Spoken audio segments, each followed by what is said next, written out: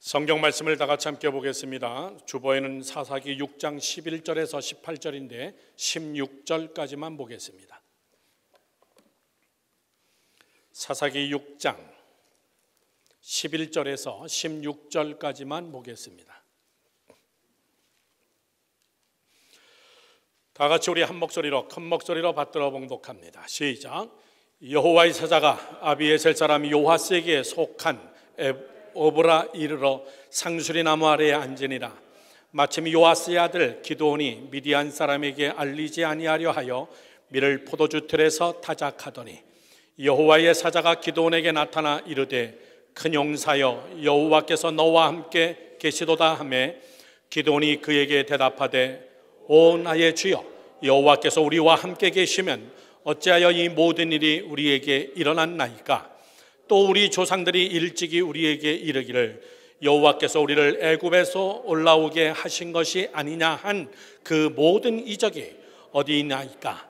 이제 여호와께서 우리를 버리사 미디안의 손에 우리를 넘겨주셨나이다 하니 여호와께서 그를 향하여 이르시되 너는 가서 이 너의 힘으로 이스라엘을 미디안의 손에서 구원하라. 내가 너를 보낸 것이 아니냐 하시니라. 그러나 기드온이 그에게 대답하되 오 주여 내가 무엇으로 이스라엘을 구원하리이까? 보소서 나의 집은 므낫세 중에 극히 약하고 나는 내 아버지 집에서 가장 작은 자니이다 하니 여호와께서 그에게 이르시되 내가 반드시 너와 함께 하리니 내가 미디안 사람 치기를 한 사람을 치듯 하리라 하시니라. 아멘. 할렐루야. 3월달 시리즈 설교가 승리자의 삶이라는 제목이었습니다. 지난주날 LA 청년 집회 갔다 오면서 한 주 스킵해서 오늘 계속 이어서 승리자의 삶 두 번째, 오늘 승리를 확신하라입니다. 다 같이 시작.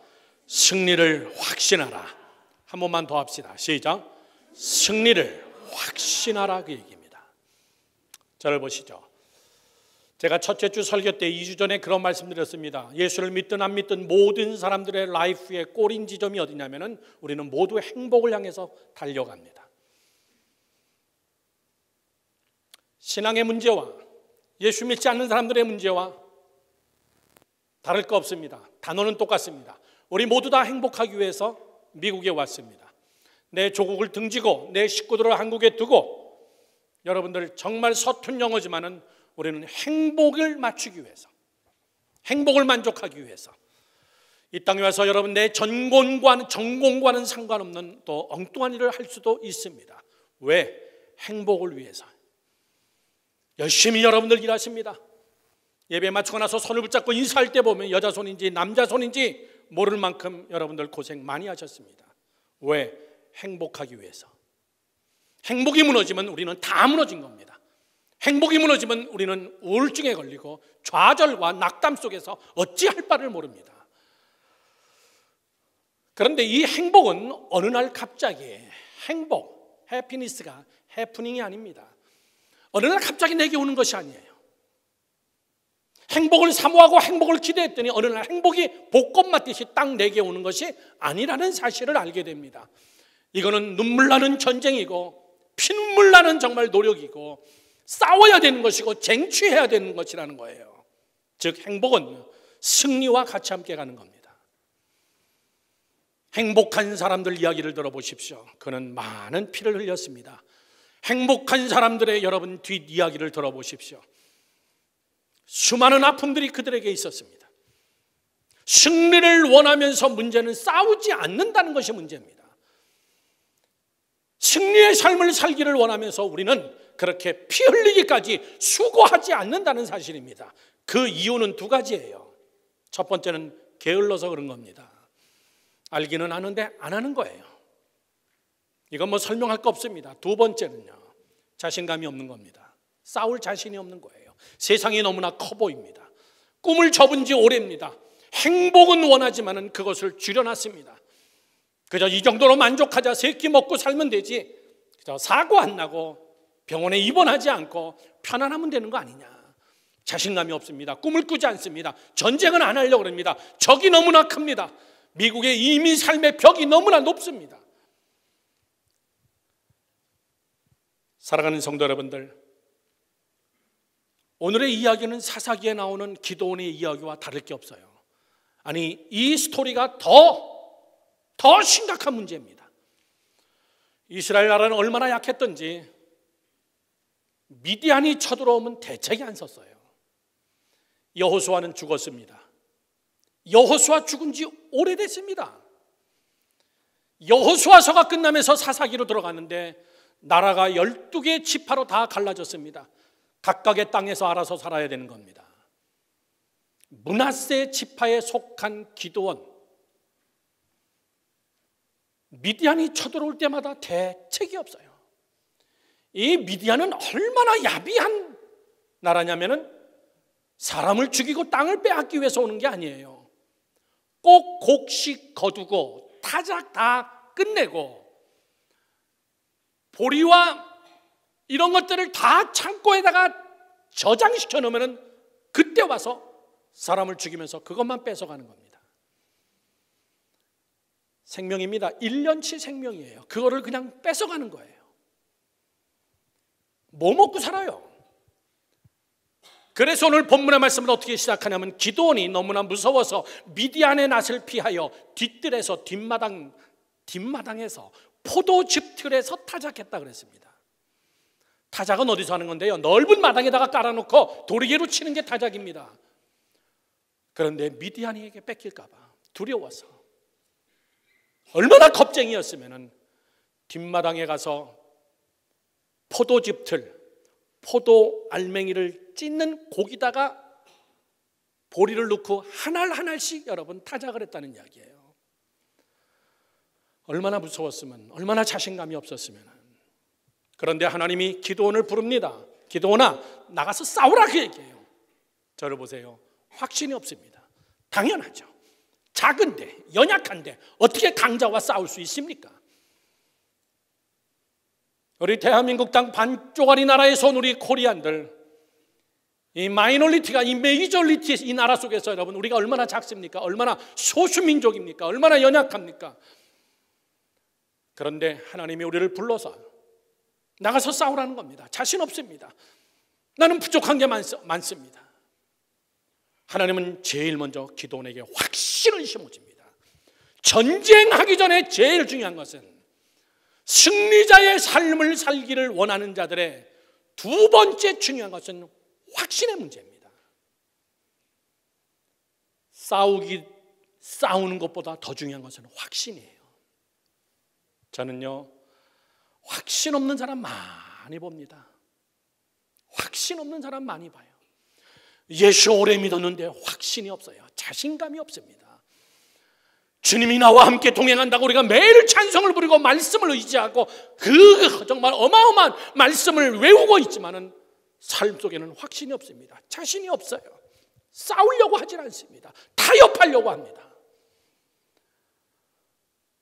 확신이 없기 때문에, 자신감이 없기 때문에 늘 불안, 초조, 불평, 원망, 차선책.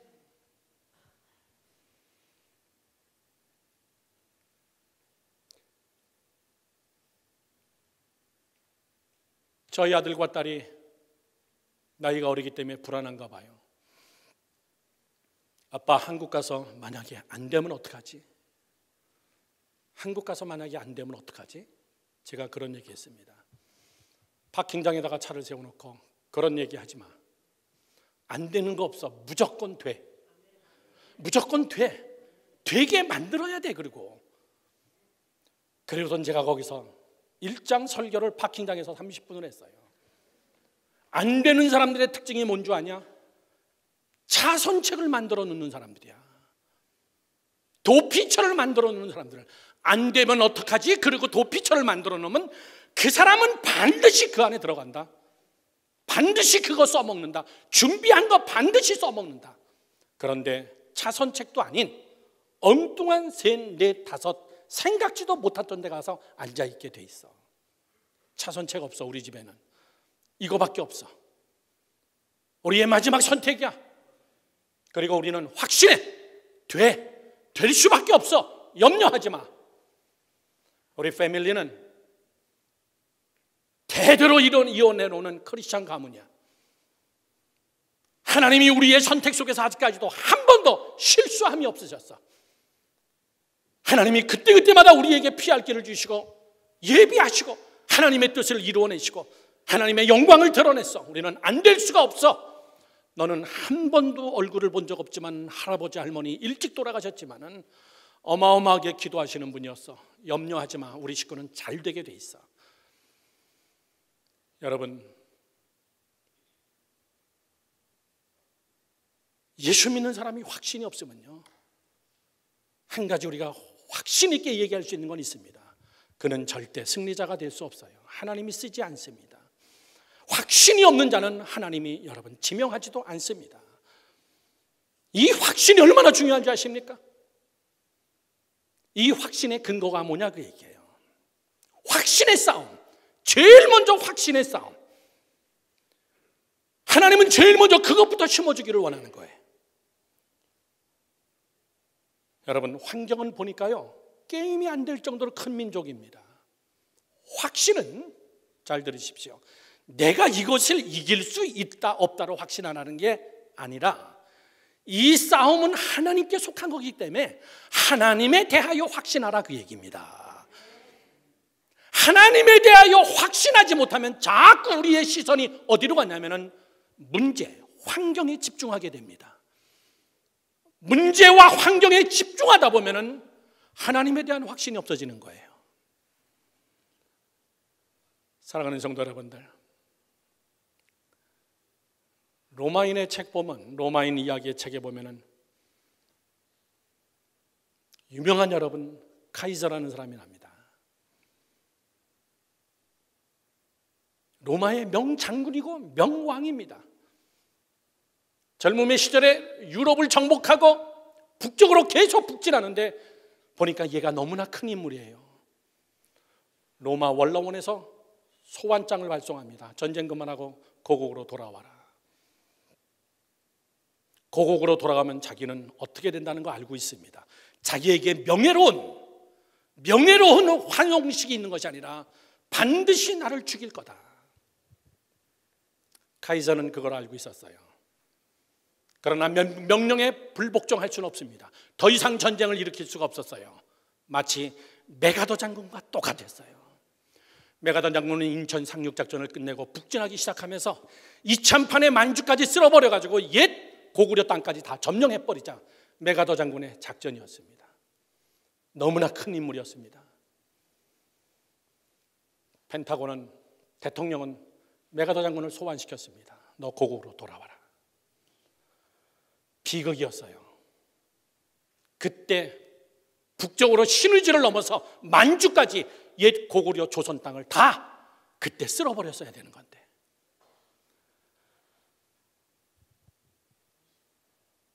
카이저가 자기의 고국으로 돌아가면서 기다리고 있는 것은 숙청입니다. 죽음이에요. 우리 너무나 잘 아는 얘기잖아요. 그는 루비콘 강을 건너면서 그런 얘기합니다. 주사위는 던져졌다. 주사위는 던져졌다. 확신입니다. 죽기 아니면 살기입니다. 어쩔 수 없이 이제 내 나라 로마를 향해서 들어가는데 이제는 내가 마지막 전쟁은 로마와 전쟁하는 겁니다. 주사위는 던져졌어요. 이 루비콘 강을 건너면은 죽는 거 아니면 사는 거다. 유명한 여러분 이야기 아닙니까? 그리고 그는 로마를 점령해 버렸습니다. 왔노라 싸웠노라 이겼노라. 그 다음 이야기 멋진 말을 합니다. 그리고 그는 로마의 대왕의 자리에 앉지만 자기의 신하에 의해 가지고 처참하게 24방인가요? 칼로 찔림당하면서 죽습니다. 브루터스, 너 맞아. 내 측근, 최고의 측근이라고 믿었던 브루토스가 배신하며 원로원 같이 함께 칼로 카이저를 난해하게 살해해서 죽여버립니다. 인간사가 그런 거예요. 사랑하는 성도 여러분들, 세상도 정치하는 사람들도 확신이 있어요. 난 이거 아니면 죽는다. 나는 예수 아니면 죽는다. 나는 믿음 아니면 죽는다. 난 미국의 꿈, 난 이것 때문에 하나님 앞에 난 헌신했고 난 반드시 나는 승리해야 된다. 사랑하는 성도 여러분들, 확신이 없는 사람들은 자꾸 문제에 집중합니다. 확신이 없는 사람들은 자꾸 여러분 환경에 집중합니다. 왜? 확신이 없기 때문에. 확신이 있는 사람은 문제나 이 환경에 집중하지 않고 이 문제는 하나님께 속한 거기 때문에 하나님에 대하여 집중하는 거예요. 아멘이십니까? 사랑하는 성도 여러분들, 하나님은 하나님의 일을 할 때 하나님의 승리를 맛보는 자들에게 주시는 하나님의 공식이 두 가지가 있습니다. 오늘 그 두 번째입니다. 첫 번째는요, 승리자의 마인드를 가져라, 그 얘기입니다. 시작. 승리자의 마인드를 가져라, 그 얘기예요. 여러분, 영어로 얘기합니다. 마인드셋이에요. 마인드셋. 하나님이 제일 먼저 사람을 통하여 일하기 전에 그 일하는 사람, 승리를 쟁취해야 될 그에게 제일 먼저 하나님이 하시는 것은 마인드셋이에요. 사고방식부터 고쳐놓는 거예요. 그거 안 고쳐지면요, 죽을 때까지 안 됩니다, 여러분. 마인드셋. 머리가 어떻게 고정되어졌냐, 그 얘기예요. 사고방식이 어떻게 바뀌어졌느냐, 그 얘기예요. 인간적인 마인드셋으로는 하나님의 일을 할 수 없고, 인간적인 마인드셋으로는 자기 잘난 것밖에 없습니다. 인간적인 마인드셋으로는 환경을 보면 된다 안 된다를 자기가 평가합니다. 항상 자신이 없습니다. 자신 있는 것은 굉장히 교만합니다. 그에게는 하나님이 있는 것 같으나 하나님이 없어요. 마인드셋, 무서운 겁니다. 소위 말하는 고정관념, 이성, 납득과 이해라는 것, 이게 믿음을 굉장히 여러분 제어합니다. 하나님의 역사를 굉장히 방해하고 있습니다. 어떻게 여러분 미디안을 이깁니까? 인간적인 모든 마인드셋은 그들에게 항복하고 공물을 빨리 내주는 거, 그게 사는 길이에요. 그런데 하나님은 그렇게 하지 않습니다. 제일 먼저 기도원의 마인드부터 고쳐나가기 시작해요. 그만 그랬습니까? 모세 보십시오. 80세가 돼가서 하나님을 만나니까는 하나님이 모세에게 자 이제 애굽으로 가자, 내 민족을 구원하라 그러니까는 마인드셋이 아직 안 됐어요. 하나님, 내 나이 80입니다. 내가 너와 함께하마. 하나님, 나는 말주변이 부족합니다. 네 형 아론이 있지 않느냐. 마인드셋이 그거예요. 내 민족을 구원하라. 하나님, 사람 잘못 봤습니다. 막판에 아주 노골적인 이야기예요. 하나님은 그 마인드셋을 깨기 위하여서 네 지팡이를 집어던져봐라. 던지니까 뱀으로 변해요. 뱀을 잡으니까 다시 지팡이가 됩니다. 내 손을 품속에다 넣어봐라. 넣다가 꺼내니까 여러분 문둥손이 되는 거예요. 다시 넣어봐라. 넣다가 또 빼니까는 깨끗한 손이 됩니다. 마인드셋을 고쳐주기 위해서 하나님은 기적을 보이는 겁니다. 마인드셋을 고치기 위해서 하나님의 살아계심을 보여주기 시작하는 거예요. 사람은 고정관념 깨는 거는 세상에서 제일 힘듭니다. 이야, 안 고쳐지는구나. 안 고쳐지는구나. 한 번 딱 자리 잡은 마인드셋은 컴퓨터는 클릭해서 엔터 눌러버리면 다 날아가 버립니다. 얼마나 좋아. 사람도 못된 성격은 다 컴퓨터에다 넣고선 클릭, 캔슬, 휴지통으로 슝. 얼마나 좋겠습니까? 새로운 소프트웨어 딱 깔아버리면 그게 내가 된다면 안 지워져요. 강력한 바이러스가 있기 때문에 내 생각, 내 방법, 내 고집, 거기서 하나님이 역사할 수 없고 거기서 하나님이 그 마인드셋을 깨지 않는 한 절대 하나님은 일을 할 수가 없기 때문에. 붕어빵 기계에서는 뭐가 나옵니까? 붕어빵이 나와요. 뭐 40일 금식해도 붕어빵입니다. 신령한 기도를 해도 틀이 안 깨졌기 때문에 여전히 붕어빵만 나옵니다. 붕어빵 기계를 놓고 40일 금식한 다음에 호두과자가 나올 줄로 믿습니다 했는데 또 붕어빵입니다. 방법은 하나밖에 없습니다. 붕어빵 기계를 번쩍 들어서 용광로 속에다가 집어넣고 완전히 녹여버리고 다시 호두과자 틀을 만드는 것밖에는 없습니다. 그게 하나님의, 승리하시는 하나님의 매뉴얼이에요. 기도라고 긴 이야기 안 했습니다. 큰 용사요 이렇게 얘기하니까는 얼마나 창피해요. 지금 뒷뜰에서 포도즙 틀에다가 지금 타작하고 앉아있는, 창피한데 나에게 향해서 너 큰 용사다, 너 마인드셋을 다시 해, 너 작지 않아, 두려워하지 마, 내가 너와 함께 할 거야, 너 할 수 있어, 염려하지 마. 여러분, 사람의 틀을 바꾸는 것은 어떻게 바꿀 수 있나? 컴퓨터에 들어가셔서 구글이나 네이버나 가서 검색에 들어가셔서 마인드셋 딱 치면요, 책이 수만 가지가 나옵니다. 마인드셋을 바꾸는 방법에 대한 책들이 엄청나게 많이 나와 있어요. 그 책들은 다 공통점이 있습니다.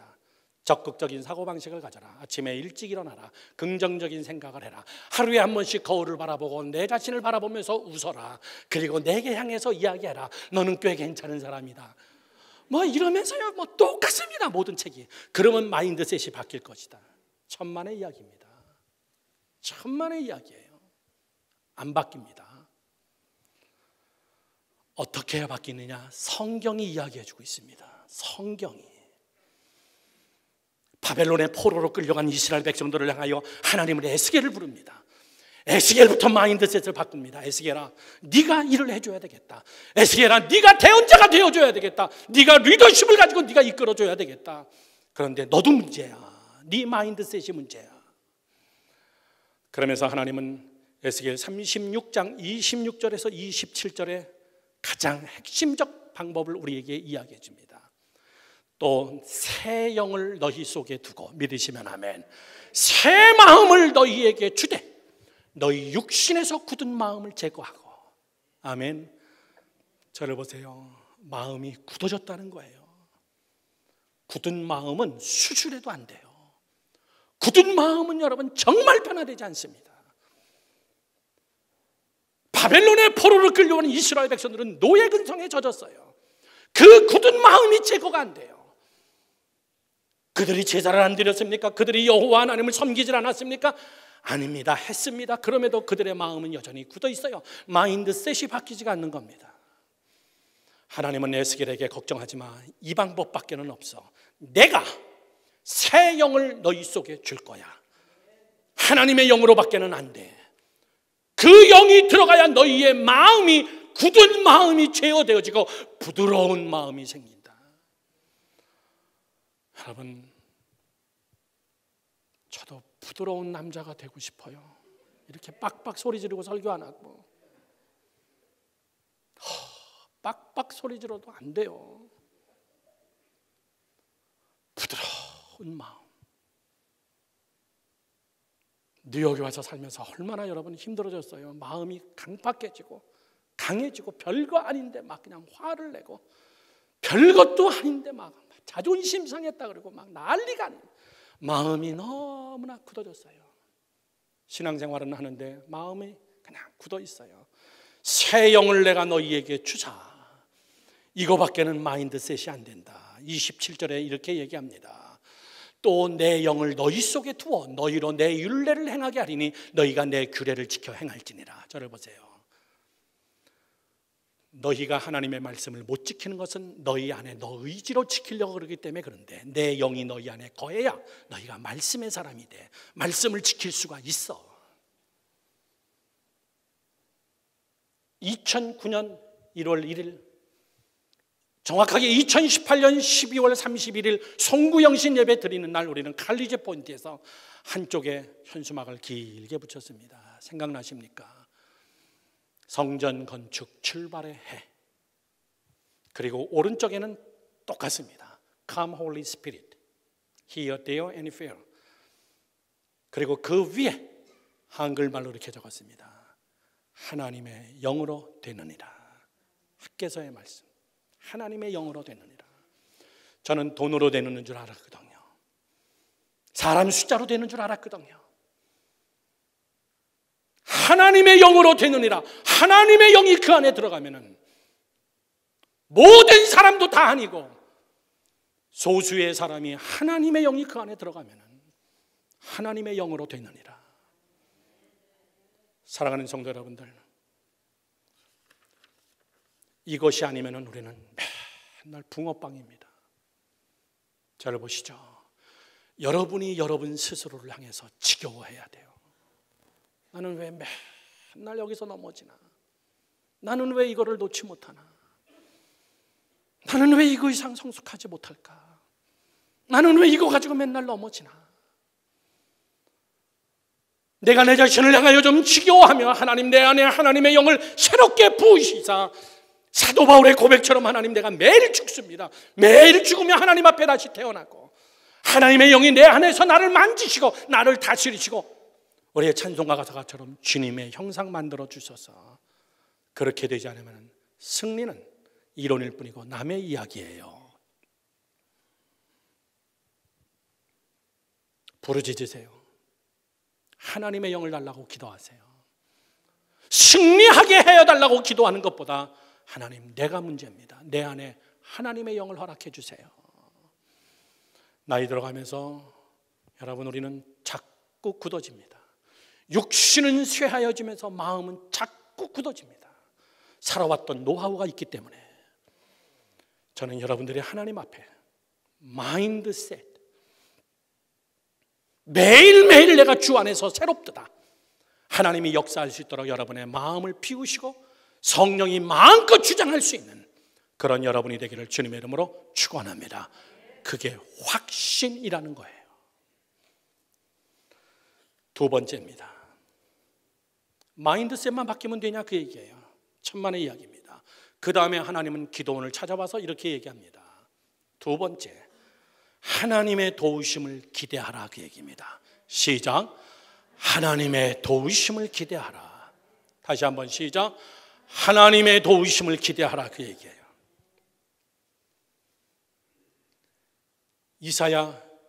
사사기 6장 16절 말씀에 이렇게 얘기합니다. 여호와께서 그에게 이르시되 내가 반드시 너와 함께하리니 내가 반드시 너와 함께하리니 내가 미디안 사람 치기를 한 사람 치듯 하리라 하시니라. 내가 너와 함께하겠다. 너 이거 믿어라 그 얘기예요. 여러분 하나님의 도우심 얼마나 여러분 우리가 잘 알고 있는 말이고 얼마나 여러분 우리가 확신하는 말입니까? 그런데 사실은 그 말을 우리가 순종하는 게 우리예요. 저를 보시죠. 인간은요 아까 얘기했습니다. 납득과 이해로 살아가는 존재입니다. 납득되고 이해되지 않으면 절대 움직이지 않습니다. 납득이 가고 이해가 가면은 그때야 움직이는 게 사람이에요. 그런데 여러분이 납득과 이해가 됐을 때는 거기에는 하나님이 있어야 될 필요가 없는 자리입니다. 네가 다 납득하고 네가 다 이해했고 납득되고 이해될 때까지 나는 움직이지 않고 납득되고 이해가 되어지면 그때 내가 행하겠습니다. 그래 너 혼자 해 그 얘기예요. 납득되고 이해가 안 되는 현장에 우리를 불러서 하나님은 여러분에게 승리를 주길 원하시는 겁니다. 여러분 중요한 이야기입니다. 잘 들으십시오. 기도 많이 하면 납득과 이해가 된다고 생각하지 마세요. 그거 기도의 함정입니다. 그게 내가 많이 기도했더니 하나님께서 다 이해하게 해주셨더라 그러던가요? 아이고 죄송합니다. 뭐 기도를 많이 해봤어야 또 우리가 이게 기도 아니다 대답을 할 텐데 기도를 많이 해보세요. 여러분 납득 이해 더 안 돼요. 기도를 했더니 새벽 기도 갔다 왔더니 현장에 가보니까 더 꼬였어.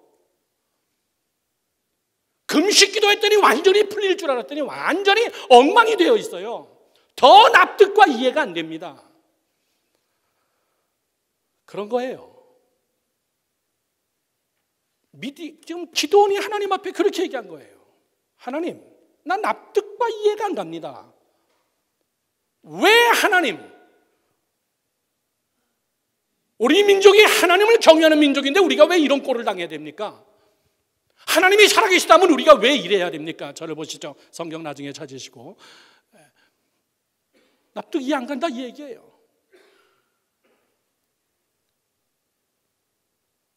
애굽에서 건져내셨다면서요. 그런데 이까지 미디안 하나님 못하세요? 나를 납득시켜달라 그 얘기예요. 여러분, 기도 많이 하면 납득과 이해가 되는 것이 아니라, 잘 들으세요, 그거를 초월해야 돼요. 확신만 있으면 돼요. 확신만. 결단하는 의지가 생기는 것이 기도의 힘이에요. 납득과 이해가 막 생기는 것이 아니라, 갈수록 더 납득과 이해는 안 돼도 내 마음속에 기도함으로 얻어지는 것은 뭐냐면 확신이에요. 하나님의 도우심입니다. 저희 집사람이 한국에 집을 보러 나가서 내일 돌아오기 때문에 저희 아들하고 둘이서 계속 같이 함께 있으면서 같이 함께 밥해 먹고 빨래하고 그러면서 보니까 이야기할 수 있는 시간이 많이 생긴 겁니다.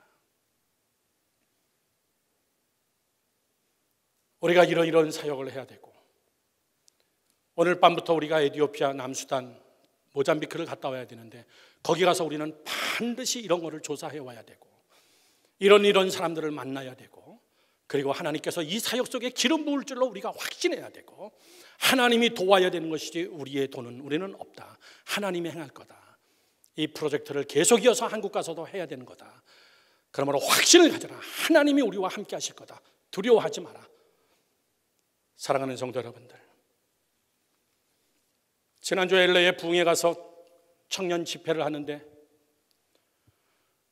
마지막 날 주일 저녁에 목사님들이 모이는 무슨 모임이 있어서 거기 갔다가 제가 그 목사님들에게 그런 얘기 했습니다. 제가 그 교회 다 부흥에 갔다 왔던 교회들이에요. LA에 제가 또 언제 다시 올 줄 모르겠습니다. 왜요? 자주 1년에 한두 차례씩 오잖아요. 어쩌면 이게 마지막일 수도 있습니다. 그러면서 제가 열방교회를 떠나는 이야기를 얘기하면서 제 비전을 쭉 설명을 했습니다.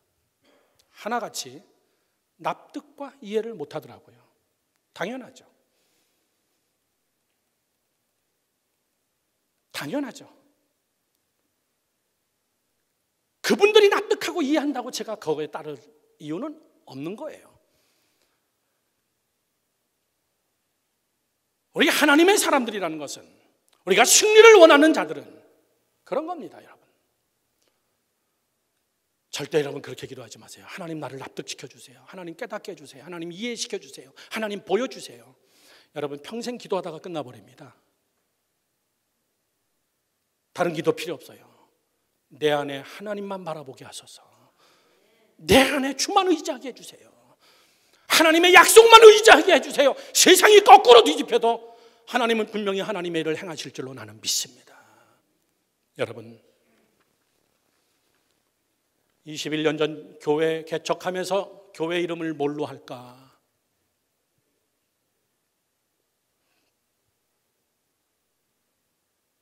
열린문교회 하려고 그랬어요. 얼마나 멋있어요. 요한계시록에 나오는 열린문교회. 축복의 문이 열려있고 하늘의 문이 열려있고, 그래 열린문교회 이걸로 하자. 그렇게 하고 프로싱에 파킹장에 이렇게 서 있는데 열린문교회 차가 휙 지나가더라고요. 자, 이건 아니로구나. 프로싱에 있었구나. 그렇지, 좋은 이름 다 썼지 뭐. 시편 말씀을 읽는데 거기에 그런 말씀이 나오더라고요. 내게 부르짖으라 내가 응답하겠고 내가 열방을 유업으로 내가 내게 주리라. 이거 멋있다. 열방을 유업으로 내게 주리라. 와, 이거 대박이다. 그래서 열방했어요. 그러면서 여러분은 아멘하지만 저는 뉴욕에서라도 잘했으면 좋겠다. 열방은 둘째치고 뉴욕에서라도 그냥 제대로 목회했으면 좋겠다. 솔직한 제 마음이었어요. 그런데 오늘 저녁 예배 마치고 뉴저지 한승희 목사님 교회에서 일일 집회 마치고 오늘 밤 에티오피아로 남수단 모잠비크로 출발하면서 가만히 생각해 보니까는 오늘 목회 편지에 그렇게 썼습니다. 그렇게 정해놓고 가니까 그렇게 되는 거로구나. 열방위에서 쓰임받게 되는 거로구나. 이름이 그렇게 중요한 거로구나. 열방이라는 이름 그 자체. 저 현수막 10년 됐습니다. 열방이 주볼 때까지. 저거 걸어놓고 우리가 열방교회지만 열방을 향해서 갈까? 이 건물 융자금도 내기 힘들어 죽겠는데 지금 열방을 향해서 우리가 갈까?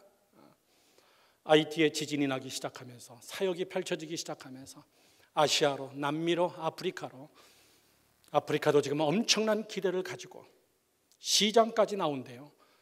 그래서 내가 왜 시장을 만나야 되냐? 난 시장 만나고 싶지 않다.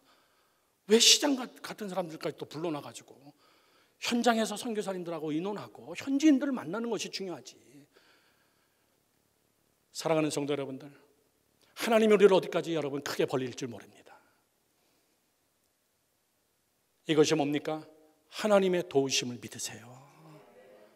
하나님의 도우심을 믿으라 그 얘기예요. 결론을 맺습니다.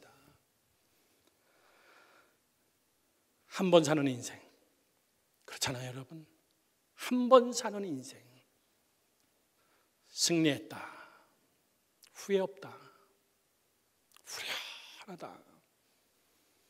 한 번 사는 인생, 내가 선택할 때마다 하나님이 나와 함께 하셨다. 한 번 사는 인생, 정말 멋있게 헌신했다. 이게 승리자예요. 존경받고, 사람들에게 존경받고, 주의 종에게 존경받고, 한 번 사는 인생 정말 멋있게 하나님 앞에 승리자로 내 마인드셋을 고쳐가며 하나님의 도우심을 의지하면서 여러분의 개인적인 가정, 자녀, 비즈니스, 우리 열방교회 사역, 승리를 맛보는 여러분 되기를 주님의 이름으로 축원합니다. 축원합니다. 기도하겠습니다.